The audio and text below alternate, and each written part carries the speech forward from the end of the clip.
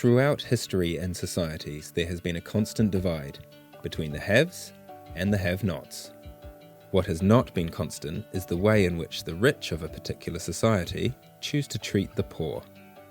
At any given time in history, the predominant view of the rich has swung between two polar positions. At one end is the egalitarian view that the poor are in such a position because of inadequacies in society, that welfare should be institutionalized, that people in need require support, protection and care in order to be afforded the opportunities to flourish and live self-sustaining lives. At the other end is the view that people are poor because of their life choices, that with the right punitive motivation, those on welfare can be coerced out of their immoral lifestyles and into habits that allow them to support themselves. In the stretch of history that we occupy, the prevailing view amongst the haves of the OECD nations leans towards the latter neoliberal ideology. This coincides with a time in which the aggregation of wealth is more concentrated than it has been since the onset of the Industrial Revolution.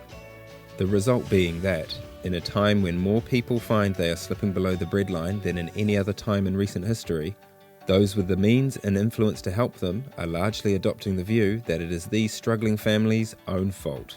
Because of this predominance of the neoliberal view amongst those who shape social policies, and because of the lack of consultation that the working poor receive when it comes to shaping policies and services which directly affect their lives, the welfare state is being eroded in many countries. However, with such a large percentage of the population of the OECD now classed as working poor, it seems unlikely that this is because of a collection of poor personal choices and more a systemic issue with the socio-economic policies of these countries. Policies that are failing to address the parasitic behaviour of the elite and leading to increasing wealth concentration and increased health inequality.